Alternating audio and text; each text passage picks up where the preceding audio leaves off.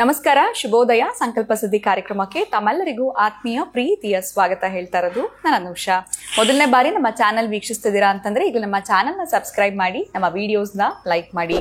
ನಿಮ್ಮ ಜೀವನದಲ್ಲಿ ಯಾವುದೇ ರೀತಿಯಾಗಿರುವಂತಹ ಸಮಸ್ಯೆ, ತೊಂದರೆ, ಕಷ್ಟಗಳು ಎಲ್ಲ ರೀತಿ ಪರಿಹಾರ ಮಾಡ್ಕೊಂಡು ಬಂದಿದ್ದೀವಿ. ಆದ್ರೂ ಕೂಡ ಸಮಸ್ಯೆಗೆ ಬೆಸ್ಟ್ ಸೊಲ್ಯೂಷನ್ ಸಿಗ್ತಾ ಇಲ್ಲ ಅಂತಂದ್ರೆ ಖಂಡಿತವಾಗ್ಲೂ ಚಿಂತೆ ಮಾಡಬೇಡಿ, ಆತಂಕಕ್ಕೆ ಒಳಗಾಗಬೇಡಿ. ಈಗಲೇ ಇವತ್ತೇ ನೀವು ಅಕ್ಷಯ ವೃಕ್ಷವನ್ನ ಬರ್ಮಾಡ್ಕೊಳ್ಳೋದ್ರಿಂದ ನಿಮ್ಮ ಎಲ್ಲ ಒಂದು ತೊಂದರೆಗಳಿಂದ ಕೂಡ ನೀವು ಹೊರಗಡೆ ಬರ್ತೀರಾ. ಈಗ ಆಲ್ರೆಡಿ ಸಾಕಷ್ಟು ಜನ ಬರ್ಮಾಡ್ಕೊಂಡು ಅವರೆಲ್ಲ ಒಂದು ಸಮಸ್ಯೆಯಿಂದ ಕೂಡ ಹೊರಗಡೆ ಬಂದಿದ್ದಾರೆ.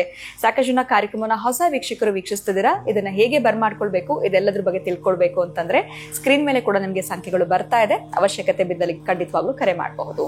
ಏನೋ ಕಾರ್ಯಕ್ರಮದಲ್ಲಿ ನಮಸ್ಕರಿದ್ದಾರೆ ಸ್ಪಿರಿಚುವಲ್ ಗುರು ಡಾಕ್ಟರ್ ವಿಷ್ಣುದತ್ತ ಗುರುಜಿ ಅವರು. ಗುರುಗಳನ್ನ ಕಾರ್ಯಕ್ರಮಕ್ಕೆ ಬರ್ಮಾಡ್ಕೊಳ್ಳೋಣ. ನಮಸ್ತೆ ಗುರುಗಳೇ, ಕಾರ್ಯಕ್ರಮಕ್ಕೆ ಭಕ್ತಿಯ ಸ್ವಾಗತ. ಪ್ರತಿ ಒಂದು ವಿಡಿಯೋಸ್ ಅಲ್ಲಿ ಕೂಡ ಸಾಕಷ್ಟು ಉಪಯುಕ್ತವಾಗಿರುವಂತಹ ವಿಚಾರಗಳು, ಪ್ರತಿಯೊಬ್ಬರಿಗೂ ಯೂಸ್ ಆಗುವಂತಹ ರೆಮಿಡೀಸ್ಗಳಾಗಿರ್ಬೋದು, ಸರಳ ರೀತಿಯಾಗಿರುವಂತಹ ಪರಿಹಾರಗಳನ್ನ ತಿಳಿಸ್ಕೊಡ್ತಾ ಬಂದಿದ್ದೀರಾ. ಮೊದಲದಾಗಿ ವೀಕ್ಷಕರ ಪರವಾಗಿ ತಮಗೆ ಧನ್ಯವಾದಗಳನ್ನ ತಿಳಿಸ್ತೀನಿ ಗುರುಗಳೇ. ಇವತ್ತಿನ ವಿಶೇಷತೆ ಏನು ಅಂತಂದ್ರೆ, ಈ ಶಂಕರಾಚಾರ್ಯ ರಾಮಾನುಜಾರ್ಯ ಜಯಂತಿ ಇದೆ ಅಂತ ನಾನು ನೋಡಿದೆ. ಇದರ ವಿಶೇಷವಾಗಿ ತಾವು ಇವರುಗಳ ಕುರಿತಾಗಿ ನಮಗೆ ಇನ್ನಷ್ಟು ಮಾಹಿತಿ, ಗೊತ್ತಿಲ್ಲದೆ ಇರುವಂತ ವಿಚಾರಗಳನ್ನ ಖಂಡಿತ ನೀವು ತಿಳಿಸ್ಕೊಡ್ತೀರಾ. ಸೊ ಇದ್ರ ಬಗ್ಗೆ ತಿಳ್ಕೊಳ್ಳೋ ಅನ್ನೋ ಒಂದು ಆಸಕ್ತಿ ಗುರುಗಳು. ಓಂ ವಿಶ್ವಸ್ಮೈ ನಮಃ. ಪ್ರೀತಿಯ ಬಂಧುಗಳೇ, ಗೊತ್ತಿಲ್ಲದಿರೋದು ಯಾವುದೂ ಇಲ್ಲಮ್ಮ, ಎಲ್ಲವೂ ಕೂಡ ಗೊತ್ತಿರೋಂಥದ್ದು. ಗುರುಗಳು ಅಂತಂದರೆ ನಾವು ಹೇಗೆ ತೆಗೆದುಕೊಳ್ಬೇಕು ಅಂತಂದ್ರೆ, ನಮಗೆ ದಾರಿದೀಪವಾಗಿ ಯಾರು ಕಾಣಿಸ್ಕೊಳ್ತಾರೋ, ಯಾವತ್ತು ನಮ್ಮ ಕರ್ಮ ಹಳೆದು ಗುರುವಿನ ಕೃಪೆಯಾಗುತ್ತೋ, ಒಂದು ಮಾತಿದೆಯಲ್ಲ, ವರ್ಣಮಾಲಯಂ ಕಲಸದಾತಂ ಗುರು ಅಂತ. ನಮಗೆ ವರ್ಣಮಾಲೆಯ ಒಂದಷ್ಟು ಅಕ್ಷರಗಳು ಕಲಿಸಿದ್ದರು ಗುರುವೇ ಆಗಿರ್ತಾನೆ.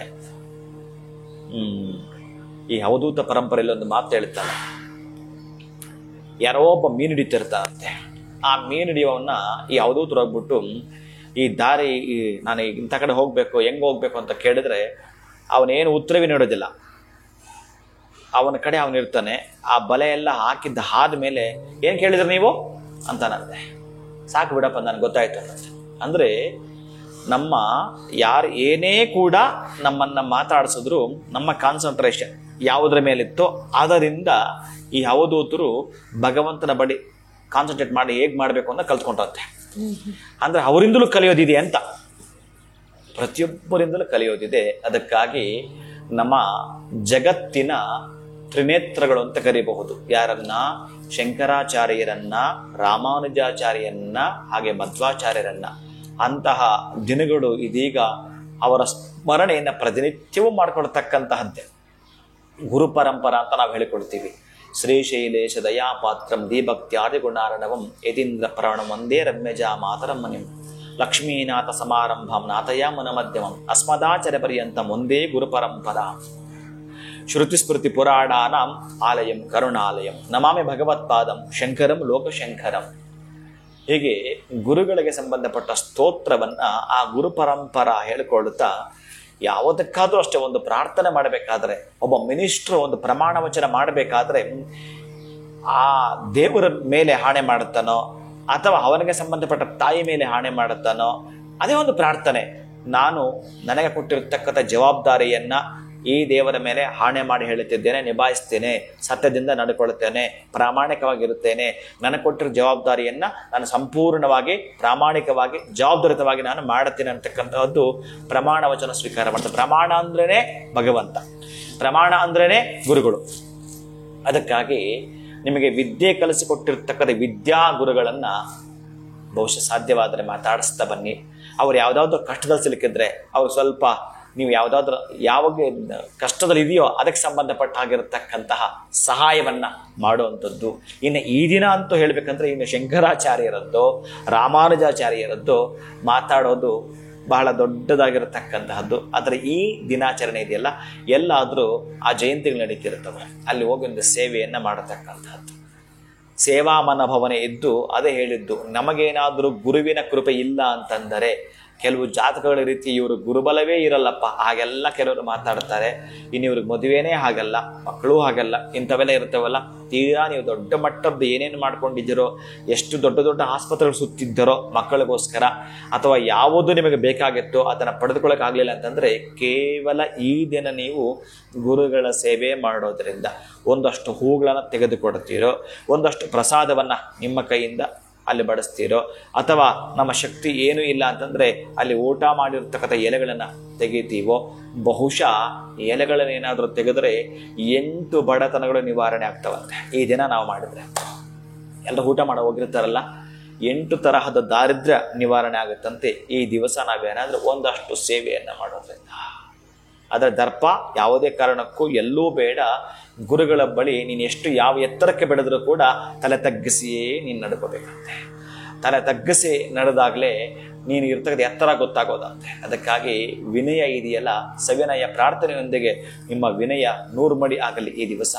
ಅಂತಹದ್ದು ಗುರುಗಳ ಬಗ್ಗೆ ಹೇಳೋದು ಅಂತಂದರೆ ಏನು, ಅವರೆಲ್ಲರೂ ಕೂಡ ಸರ್ವದಾ ಜನಗಳ ಅಭಿವೃದ್ಧಿಯನ್ನೇ ತಲೆಯಲ್ಲಿಟ್ಕೊಂಡು ಮಾಡ್ಕೊಂಡು ಹೋಗಿರ್ತಕ್ಕಂಥದ್ದೇ ಕಾಣುತ್ತೆ.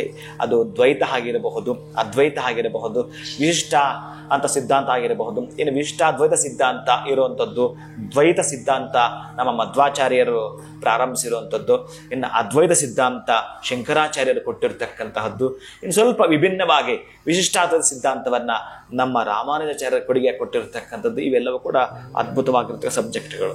ಇನ್ನು ದ್ವೈತ ಅಂದ್ರೇನು, ಅದ್ವೈತ ಅಂದ್ರೇನು, ವಿಶಿಷ್ಟಾದ್ವೈತ ಅಂದ್ರೆ ಅದೊಂದು ಸಬ್ಜೆಕ್ಟ್. ಅದು ಬೇಕಾದ್ರೆ ಒಂದು ದಿವಸ ನಾವು ಒಂದು 40-50 ನಿಮಿಷ ಅದ್ರ ಬಗ್ಗೆ ಆನಂದವಾಗಿ ಮಾತಾಡಿಕೊಳ್ಳೋಣ ಅವಶ್ಯಕತೆ ಇದೆ ಅಂತಂದಾಗ. ಅದು ಬೇರೆ ಯಾರ್ದೋ ಸಂಪ್ರದಾಯಗಳು ನಮಗೆ ಬರೀ ರೆಮಿಡಿಗಳೇ ಬೇಕು ಅಂತಕ್ಕಂಥದ್ದು ನಮ್ಮ ಮನಸ್ಸಿದ್ದಾಗ ಬಹುಶಃ ಅದು ನಮಗೆ ಏನು ಬೇಕೋ ಅದನ್ನು ಉಣಬಡಿಸ್ತಕ್ಕಂತಹದ್ದೇ ಈ ಚಾನಲ್ ಆಗಿರುತ್ತೆ. ಅದಕ್ಕಾಗಿ ಏನು ಬೇಕು ಅಂತಂದರೆ ಒಟ್ಟಾರೆಯಾಗಿ ಗುರುವೇ ನಮಗೆಲ್ಲದಕ್ಕೂ ಕೂಡ. ವಿದ್ಯೆ ಬೇಕಾದರೂ ಗುರು ಬೇಕು, ಹಣಕ್ಕೆ ಸಂಬಂಧಪಟ್ಟ ಅಧಿಷ್ಠಾನ ದೇವತೆಯೇ ಗುರು ಆಗಿರುತ್ತಾನೆ, ಧನಾಧಿಪತಿನೇ ಗುರು ಆಗಿರುತ್ತಾನೆ, ಕಲ್ಯಾಣ ಮುಹೂರ್ತಗಳಿಗೆ ಗುರು ಆಗಿರುತ್ತಾನೆ, ಸತ್ಸಂತಾನ ಅಭಿವೃದ್ಧಿಗೆ ಗುರು ಆಗಿರುತ್ತಾನೆ, ನಿಮ್ಮ ಬುದ್ಧಿವಂತಿಕೆ, ನಿಮ್ಮ ಜ್ಞಾನ, ನಿಮ್ಮ ವಿಜ್ಞಾನ, ನಿಮ್ಮ ಸುಜ್ಞಾನ ಎಲ್ಲದಕ್ಕೂ ಕೂಡ ಅಲ್ಲಿ ಗುರುನೇ ಕಾರಣವಾಗಿರುತ್ತಾನೆ. ಒಟ್ಟಾರೆಯಾಗಿ ವಸುದೈವ ಕುಟುಂಬಕಂ ಹಾಗೆ ಉತ್ತಮ ಲಾಲನೆ ಪಾಲನೆ ಪೋಷಣೆಯೊಂದಿಗೆ ನಡೆಯಬೇಕಾದರೆ ಎಲ್ಲ ಗ್ರಹಗಳು ದೊಡ್ಡದ್ದು ಗುರುನೇ. ಹಾಗಾಗಿ ಅಂತಹ ಗುರುವಿನ ಕೃಪೆಗೆ ನಾವು ಒಳಗಾಗಬೇಕು ಅಂತಂದರೆ ಈ ದಿವಸ ನಿಮಗೇನು ಸಾಧ್ಯ ಆಗುತ್ತೋ ಅದನ್ನು ಮಾಡತಕ್ಕಂಥದ್ದು. ಅದರಲ್ಲೂ ಬೆಲ್ಲ, ಹೆಸರು ಬೇಳೆ, ಒಂದಷ್ಟು ಪುಷ್ಪಗಳನ್ನು ಇವತ್ತು ಸಾಧ್ಯ ಆದರೆ ಕೊಡುಗೆಯಾಗಿ ಎಲ್ಲ ಕೂಡ ನಿಮ್ಮ ಅಕ್ಕಪಕ್ಕ ಇರತಕ್ಕಂಥ ಜಯಂತಿಗಳಲ್ಲಿ ಕೊಡ್ತಾ ಬನ್ನಿ. ಒಂದಷ್ಟು ಕೀರ್ತನೆ ಭಜನೆಯಲ್ಲಿ ಪಾಲ್ಗೊಳ್ತಕ್ಕಂಥದ್ದನ್ನು ಮಾಡ್ತಾ ಬನ್ನಿ. ಯಾಕಂದರೆ ಗುರುಗಳ ಬಳಿ ಗುರುಗಳಿಗೆ ಸಂಬಂಧಪಟ್ಟದ್ದು ಎಷ್ಟು ಹೇಳಿದ್ರೂ ಕಡಿಮೆನೆ. ಅದು ಒಂದು ಸಲ ಬಹುಶಃ ನೀವು ಕೇಳಿಸ್ಕೊಂಡಿದ್ದರೂ ಕೂಡ ಮತ್ತೊಮ್ಮೆ ನೀವು ಇದನ್ನು ಯಾಕೆ ಕೇಳಿಸ್ಕೋಬೇಕು ಅಂತಂದರೆ ಗುರುವಿನ ಬಗ್ಗೆ ನಾವೆಷ್ಟು ತಿಳಿದುಕೊಂಡ್ರು ಕಡಿಮೆ ಅಂತ ಹೇಳ್ತಾನೆ. ಈ ಭೂಮಿಯನ್ನು ಸಂಪೂರ್ಣ ಎಷ್ಟಿದೆ ಈ ಭೂಮಿ, ಒಟ್ಟಾರೆಯಾಗಿ ಈ ಭೂಮಿ ಎಷ್ಟಿದೆ ಅಂತಂದರೆ ಒಂದು ಬಿಂದು ಅಷ್ಟಿದೆಯಾ ಅಷ್ಟೇ. ಭಗವಂತನ ದೃಷ್ಟಿಯಲ್ಲಿ ಒಂದು ಡಾಟ್ ಎಷ್ಟಿದೆಯೋ ಅಷ್ಟೇ. ಇನ್ನು ಸೂರ್ಯ ಇದರ 1000 ಪಟ್ಟು. ಇನ್ನು ಎಲ್ಲಿಂದ ಎಲ್ಲಿಗೆ ತಗೋಬೇಕು ನಾವು ಗೊತ್ತಿಲ್ಲ. ಅದಕ್ಕಾಗಿ ಭೂಮಿಯನ್ನು ನಾವೇನಾದರೂ ಪ್ಯಾಡ್ ಆಗಿ ಬಳಸ್ಕೊಳ್ತಾ, ಎಕ್ಸಾಮ್ ಬರಬೇಕಾದ್ರೆ ಪ್ಯಾಡ್ ಇಟ್ಕೊಂಡಿರ್ತೀವಲ್ಲ, ಈ ಭೂಮಿಯನ್ನೇ ನಾವು ಪ್ಯಾಡ್ ಆಗಿ ಬಳಸ್ಕೊಳ್ತಾ ಒಂದಷ್ಟು ಪೇಪರ್ ತೆಗೆದುಕೊಂಡು ಆನ್ಸರ್ ಬರಬೇಕಲ್ಲ ನಾವು. ಅದಕ್ಕೆ ಆ ಪೇಪರ್ ಯಾವುದು ಅಂತಂದರೆ ಆಕಾಶವನ್ನು ಹಾಳೆಯಾಗಿ ಮಾಡ್ಕೊಳ್ತಾ, ಬಿಳಿಯ ವರ್ಣದ ಹಾಳೆಯಾಗಿ ಆಕಾಶವನ್ನು ಮಾಡ್ಕೊಳ್ತಾ. ಇನ್ನು ಪೆನ್ ಬೇಕಲ್ಲ, ಅಷ್ಟು ದೊಡ್ಡದ ಪೇಪರ್ ಮೇಲೆ ಬರೀಬೇಕಾದ್ರೆ ಆ ಪೆನ್ ಯಾವುದು? ಮೇರು ಪರ್ವತ ಇದೆಯಲ್ಲ, ಆ ಮೇರು ಪರ್ವತವನ್ನು ಪೆನ್ನಾಗಿ ಬಳಸ್ಕೊಳ್ತಾ. ಮೊದಲು ಎಲ್ಲ ಇಂಕ್ ಪೆನ್ ಅಂತ ಕರೀತಾ ಇದ್ರು, ಅದು ಬಹಳ ಅದ್ಭುತ. ಅದು ಅಂತಹ ಇಂಕ್ ಪೆನ್ನಾಗಿ ಆ ಮೇರು ಪರ್ವತವನ್ನು ಬಳಸ್ಕೊಂಡು, ಅದಕ್ಕೆ ಶಾಯಿ ಬೇಕಲ್ಲ, ಶಾಯಿ ಅಂದರೆ ಇಂಕು. ಆ ಶಾಯಿ ಸಮುದ್ರದ ನೀರಿದೆಯಲ್ಲ, ಆ ಸಮುದ್ರದ ನೀರನ್ನೇ ಶಾಯಿಯಾಗಿ ಬಳಸ್ಕೊಳ್ತಾ ಬರೀಲಿಕ್ಕೆ ಪ್ರಾರಂಭಿಸ್ಬೇಕೇನು? ಗುರುಗಳ ಮಹಿಮೆ ಅಂತ.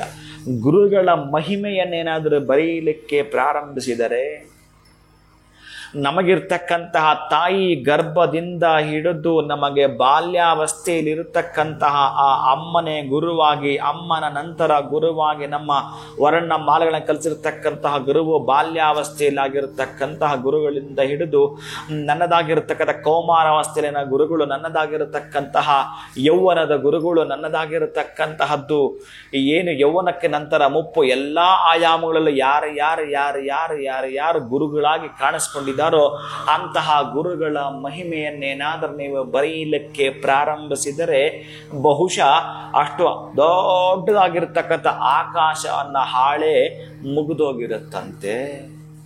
ಇನ್ನು ಮೇರು ಪರ್ವತನ ಅಷ್ಟು ದೊಡ್ಡ ಗಾತ್ರದ ಪೆನ್ ಇದೆಯಲ್ಲ, ಅದರ ಪೆನ್ನಿನ ನಿಬ್ಬು ಸವಿದೋಗಿರುತ್ತಂತೆ. ಯಾವ ಜೀವಂಚ ಕಾಲು ಕೂಡ ಸಮುದ್ರ ಬತ್ತು ಹೋಗೋದೇ ಇಲ್ಲ. ನೀನು ಗುರುಗಳ ಮಹಿಮೆಯನ್ನ ಪ್ರಾರಂಭಿಸಲಿಕ್ಕೆ ಆ ಸಮುದ್ರ ನೀರನ್ನು ಅದ್ದಿಕೊಂಡಿಯಲ್ಲ, ಆವಾಗ ನೀನು ಅದ್ದಿ ಅದ್ದಿ ಅದ್ದಿ ಅದ್ದಿ ಬರಿತಿರಬೇಕಾದ್ರೆ ಆ ಸಮುದ್ರದ ನೀರು ಕೂಡ ಬತ್ತು ಹೋಯ್ತಂತೆ. ಇನ್ನೂ ಬರೆಯೋದು ಇದೆಯಂತೆ ಗುರುಗಳ ಮಹಿಮೆ. ಇನ್ನೇನು ಹೇಳಬೇಕು ಹೇಳಿ, ಅಷ್ಟಿರುತ್ತಂತೆ ಗುರುಗಳ ಬಗ್ಗೆ ತಿಳ್ಕೊಳಕ್ ಹೊರಟ್ರೆ. ಅದಕ್ಕೆ ದೀನದಲಿತರ ಸೇವೆ ಮಾಡಲೆಂದೇ ಸ್ವಾಮಿ, ಸಂಸಾರ ತೊರೆದು ಸನ್ಯಾಸಿಯಾದೆ, ದೇಶ ಸುತ್ತುತ್ತ ಬಂದೆ, ಕೋಶ ಓದುತ್ತನೆಂದೆ, ಪಾಮರರ ಕಣ್ಣೀರ ಒರೆಸಲೆಂದೇ ನಾ ಬಂದೆ ಅಂತ ರಾಮಾನುಜಾಚಾರ್ಯರು ಹೇಳ್ತಾರೆ. ಇನ್ನ ಮೌಢ್ಯವೇ ತುಂಬಿದ್ದಾಗ, ನಮ್ಮ ಏನು ಭಾರತೀಯ ಸನಾತನ ಸಂಪ್ರದಾಯಗಳು ಅಧಃಪತನವಾದಾಗ ಅಲ್ಲಿ ಎತ್ತಿ ಹಿಡಿದಿದ್ದು ಅದ್ವೈತಾಚಾರ್ಯರಾಗಿರತಕ್ಕಂತಹದ್ದು ನಮ್ಮ ಶಂಕರಾಚಾರ್ಯರು. ಬಹಳ ವಿಭಿನ್ನವಾಗಿ ನಮಗೆ ಮಾರ್ಗದರ್ಶನವನ್ನು ಕೊಟ್ಟಿದ್ದಾರೆ. ಆ ತ್ರಿನೇತ್ರಗಳು ಅಂತ ಹೇಳೋದು ವಿಶ್ವದ ಚಕ್ಷು ಅನ್ನೋದಕ್ಕಿಂತ ಎತ್ತರದ ಪದ ಅಂತಿದ್ರೆ ಬಹುಶಃ ನಮ್ಮ ಜ್ಞಾನವನ್ನ ಕೊಡ್ತಕ್ಕಂತಹದ್ದು. ನಮ್ಮಲ್ಲಿರ್ತಕ್ಕಂಥ ಅಜ್ಞಾನವನ್ನ ಹೊರಮಾಚಿ ನಮ್ಮನ್ನ ಜ್ಞಾನದ ಕಡೆಗೆ ಕರೆದುಕೊಂಡು ಬಂದಿರತಕ್ಕಂತಹ ಗುರುಗಳು. ಎಲ್ಲದಕ್ಕೂ ಕೂಡ ನೀವು ಎಷ್ಟು ಚೆನ್ನಾಗಿ ಬದುಕಿ ಬಾಳಬೇಕೋ ಅದಕ್ಕೆಲ್ಲ ಗುರುನೇ ಕಾರಣ ಆಗಿರ್ತಾರೆ. ಅಂತಹ ಗುರುನ ಪ್ರತಿನಿತ್ಯ ನಾವು ಸ್ಮರಣೆ ಮಾಡಬೇಕಂತೆ. ಅದರಲ್ಲಿ ಇವತ್ತು ಆ ಜಯಂತಿ ಬಂದಿರೋದ್ರಿಂದ ಅಂತಹ ಗುರುಗಳ ಸೇವೆಯನ್ನು ಮಾಡೋಣ, ಗುರುಗಳ ಸ್ಮರಣೆಯನ್ನು ಕೂಡ ಈ ದಿವಸ ನಾವೆಲ್ಲರೂ ಕೂಡ ಮಾಡೋಣ. ಖಂಡಿತ ಗುರುಗಳೇ. ಸೊ ನೀವು ಗುರುಗಳಾಗಿ ನಮಗೆ ತಿಳಿಸಿದ ಮೇಲೆ ಖಂಡಿತ ನಿಮ್ಮ ಮಾತುಗಳನ್ನ ಪ್ರತಿಯೊಬ್ಬರು ಕೂಡ ಕೇಳ್ತಾರೆ ಅಂತಾನೆ ಹೇಳ್ಬೋದು. ಇನ್ನು ವಿಶೇಷವಾಗಿ ಸೇವಾ ಮನೋಭಾವ ಅನ್ನೋಂಥದ್ದು ಯಾವ ರೀತಿ ಇರಬೇಕಾಗತ್ತೆ, ಕಲಿಕೆಗೆ ಕೊನೆನೇ ಇಲ್ಲ. ಇನ್ನು ನಮಗೆ ವಿದ್ಯೆ ಕಲಿಸಿರುವಂಥ ಗುರುಗೆ ಈ ದಿನ ನಮ್ಮ ಕೈಲಾಗಿರುವಂಥ ಒಂದು ಸೇವೆ ಅಥವಾ ಮಾತಾಡುವಂಥದ್ದಾಗಿರ್ಬೋದು ಮಾಡೋದ್ರಿಂದ ಬಹಳ ಅದ್ಭುತವಾಗಿರುತ್ತೆ ಅಂತ ತಿಳಿಸ್ಕೊಟ್ರಿ. ಧನ್ಯವಾದಗಳು ತಂಗಿ. ನಮಸ್ಕಾರ. ಹರೇ ಶ್ರೀನಿವಾಸ. ಇನ್ನು ವೀಕ್ಷಕರೇ, ಇವತ್ತಿನ ವಿಡಿಯೋನ ಮುಗಿಸುವಂತಹ ಸಮಯ ಆಗಿದೆ. ಮತ್ತೊಂದು ಹೊಸ ವಿಚಾರದೊಂದಿಗೆ ಮುಂದಿನ ವಿಡಿಯೋದಲ್ಲಿ ತಮ್ಮನ್ನ ನಾನು ಭೇಟಿ ಮಾಡ್ತೀನಿ. ನಮಸ್ಕಾರ.